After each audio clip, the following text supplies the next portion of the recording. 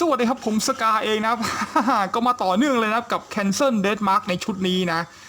ชุดนี้จะมีออกมาถึง3คาแรคเตอร์นะในงานของค่ายโบคีแชมเปี้ยนคลาสนั่นเองครับในไลน์ของเซนเซียนะซึ่งชุดนี้ไม่รู้เป็นชุดที่เท่าไหร่นะแต่มันจะออกมาพร้อมกันทีเดียวถึง3คนเลยนะแล้วนี่ก็จะเป็น1ใน2โกเซนที่ออกมาในชุดนี้นั่นก็คือ Cancel Deadmark นั่นเองครับก็เป็น1ใน12โกเซนสถิตลัคนาราศีกรกฎนะราศีปูนั่นเอง ดูหน้าก็โคตรจะชั่วแล้วนะไอตัวนี้ก็เป็นหนึ่งในที่ค่อนข้างจะชั่วร้ายนะเหมือนเป็นตัวชั่วสุดอ่ะเนี่ยหน้าตาก็แบบแหลมๆอย่างนี้เลยเฮ้ยแต่มันทำหน้าตาดีนะเนี่ย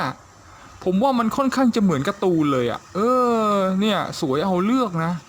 แล้วก็ลักษณะชุดเกราะของมังงะนี่ก็จะแบบแหลมๆเฉียวๆอย่างนี้เลยนะมันดูดีนะเนี่ย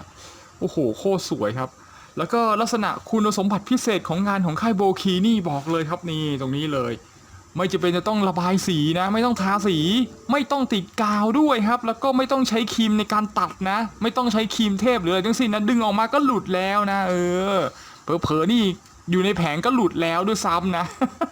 เพราะว่ามันแกะออกมาโคตรง่ายเลยอ่ะอันนี้ผมแนะนำเลยนะต้องมีส่วนหนึ่งเพิ่มมาด้วยนะอีกช่องหนึ่งอ่ะคือแนะนำให้ใช้วาสลีนนั่นเองนะ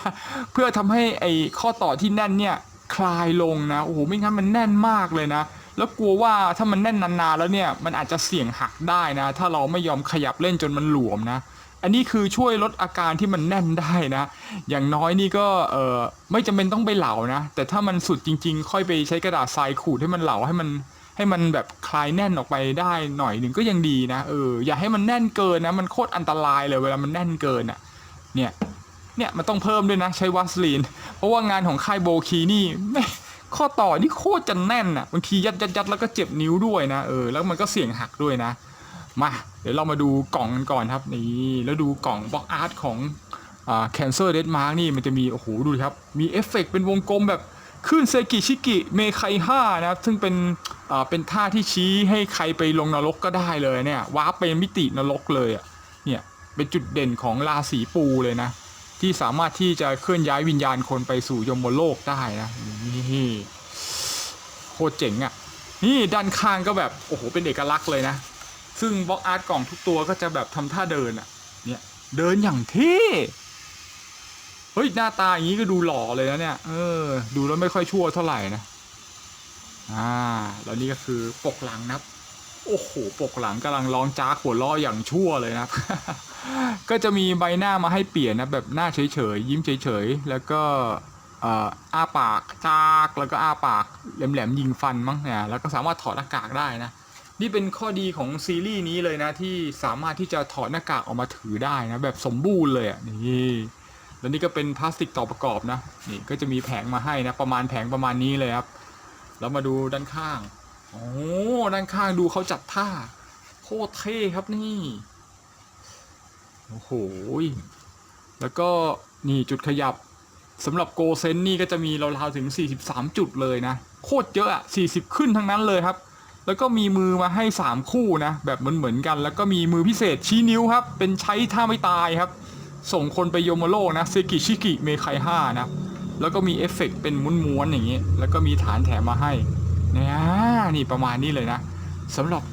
กล่องนี้ของ Cancel Deadmark ครับโอ้โหเดี๋ยวเราไปต่อประกอบกันเลยดีกว่าครับโอ้โหอยากเห็นแล้วว่ะนี่ครับของค่ายโบคีนี่ไม่ต้องเป็นต้องใช้ครีมนะดึงเอาเลยครับแบบนี้เลยนี่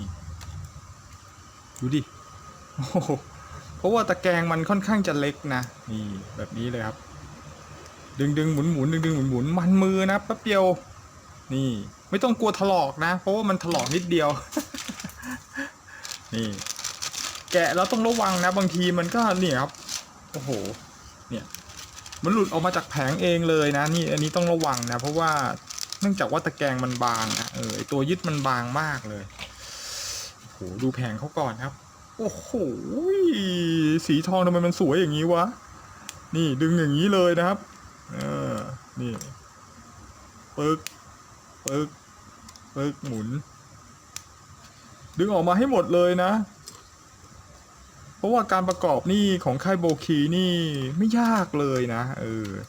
แต่ก็ต้องดูคู่มือบ้างนะไม่งั้นเดี๋ยวก็อาจจะตอบผิดได้เหมือนกันนะ ถึงมันจะไม่ยากนะแต่ว่าก็มีสิทธิ์ตอบผิดได้นะมันต้องตอบบ่อยๆนะพอตอบบ่อยๆเราก็จะรู้หลักมันจะชำนาญขึ้นนะนี่ดึงเลยครับเนี่ยง่ายเลยมันเลยอ่ะเนี่ยปุ๊บปุ๊บปุ๊บโอ้โหทำไมมันง่ายจังวะเนี่ยตอนนี้เทคโนโลยีของเขาก็มาถึงขั้นนี้แล้วนะไม่ต้องซื้อครีมแพงๆละสะดวกสบายหรืออย่างเดียวนะแค่กำจัดรอยแผลได้นะโอ้โห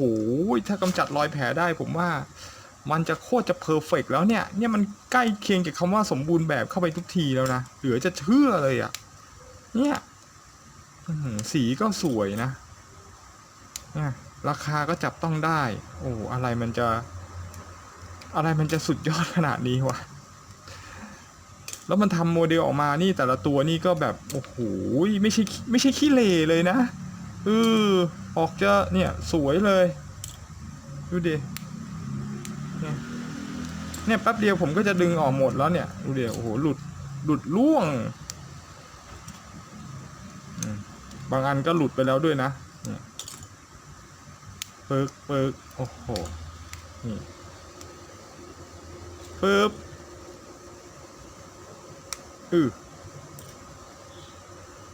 โอ้โหส่วนของหน้ากากอันนี้ต้องระวังหน่อยนะเพราะว่ามันค่อนข้างจะบางแล้วก็เล็กค่อยๆโอเค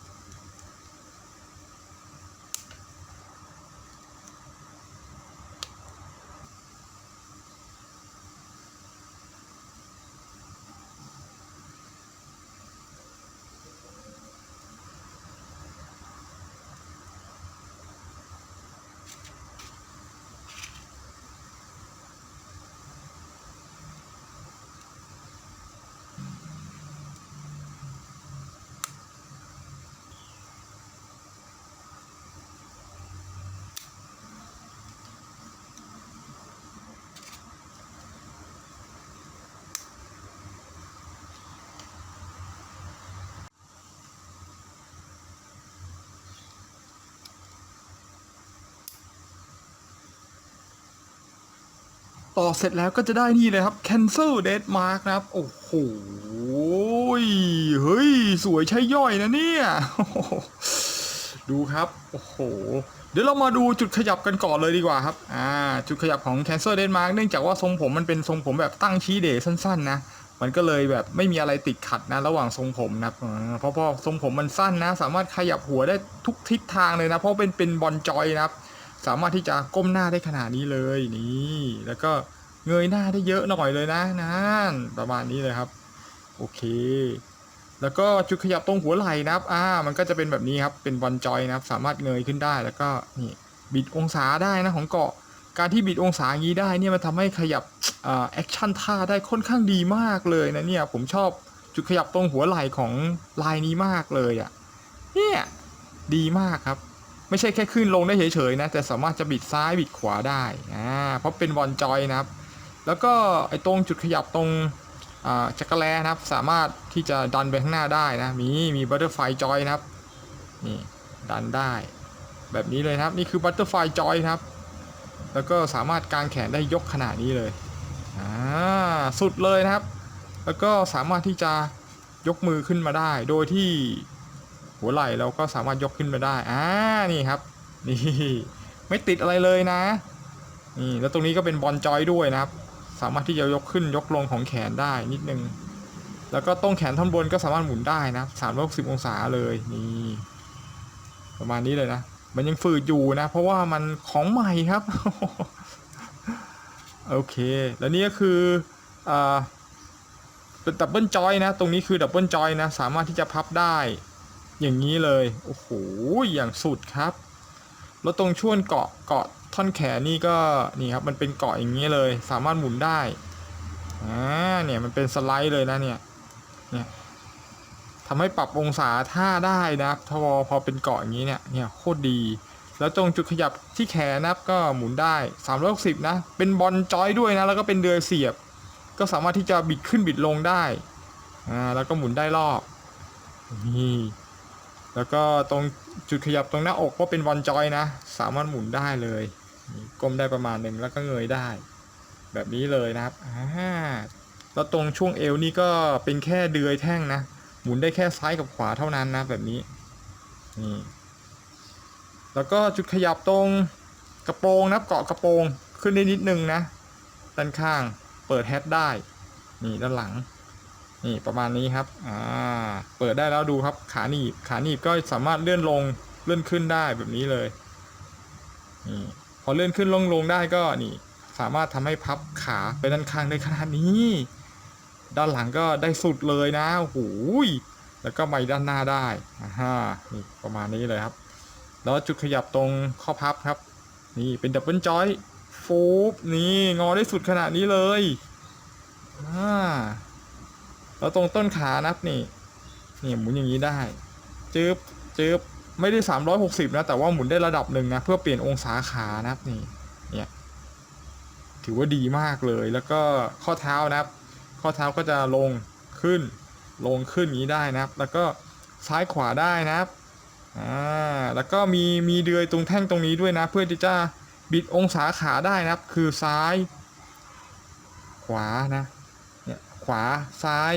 ขวาซ้ายนี่มันบิดได้นะนี่เห็นไหมเนี่ยเพื่อให้มันยืนได้มั่นคงโดยที่ไม่ต้องใช้ฐานนั่นเองครับแล้วนี่ก็คือจุดขยับเกือบทั้งหมดของ Cancel Dead Mark นะครับโอ้โหเรียกได้ว่าก็เป็นอีกตัวนึงที่ Full Action นะแล้วก็ค่ายโบคีก็ทำโอ้โหตัวนี้ได้ค่อนข้างสวยนะเนื่องจากเป็น Cancel Dead Mark ดีไซน์แบบแนวมังงะนะโอ้โหรายละเอียดก็เลยยุบยับทั้งตัวนะโอ้โหดูครับชุดเกาะปูก็จะเป็นอะไรที่ค่อนข้างจะแหลมนะเนี่ยแหลมไปหมดเลยนะก็ทิ่มเจ็บมือเหมือนกันนะเจ็บนิ้วเพราะว่ามันแหลมนะตรงเนี้ยมันค่อนข้างจะแหลมเลยแหลมหมูแหลมทุกส่วนเลยตรงเนี้ยหัวไหล่ก็แหลมไปหมดเลยนะมันอาจจะทำให้แบบ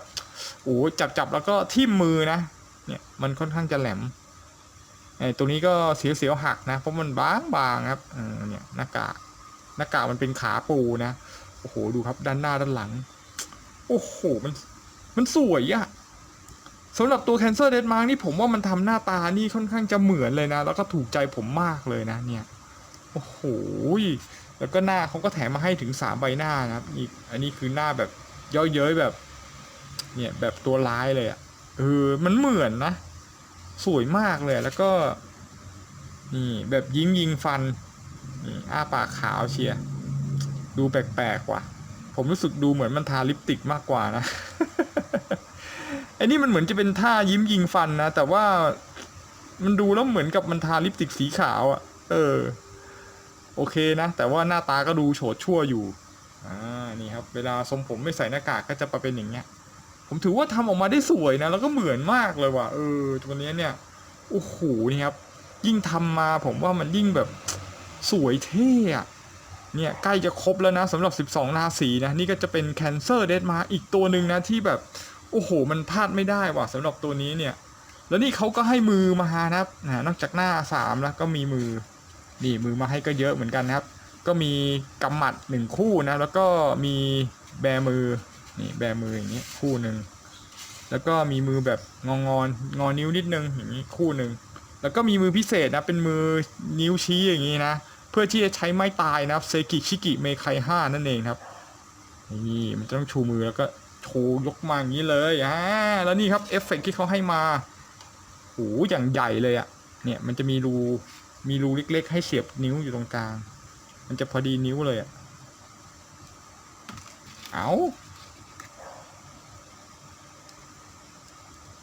นี่เนี่ยเสียบได้แล้วจะเป็นประมาณนี้ครับโอ้โหดูเฮสุดยอดสมจริงจัดครับนี่เซกิชิกิไม่ค่อยให้ตามปกเลยครับสวยงามอ่ะโคตรเท่นี่ก็เป็นอีกตัวหนึ่งที่ดูสวยนะแม่แต่ผมรู้สึกตังหงิดกับสีผมมังงะสีออกเทาๆอย่างนี้ว่ะแต่ผมไม่มีสีน้ำเงินนะเพราะว่าทรงผมเดดมาร์กในแอนิเมะจะเป็นผมสีน้ำเงินอ่ะเดี๋ยวผมรอตัวมันมีน้ำเงินเดี๋ยวผมรอสเปรย์สีน้ำเงินก่อนนะถ้าได้โอกาสซื้อมาเมื่อไหร่เดี๋ยวผมจะพ่นทั้งคามิลแล้วก็เดดมาร์กเลยผมจะสีน้ำเงินเหมือนกันอ่ะ ทรงนี้รู้สึกผมดูว่าแปลกๆว่ะถ้าเป็นสีน้ำเงินน่าจะเท่กว่านี้นะแต่ดูรวมๆถือว่าโอ้โหโคตรเท่สวยใช้ได้เลยนะ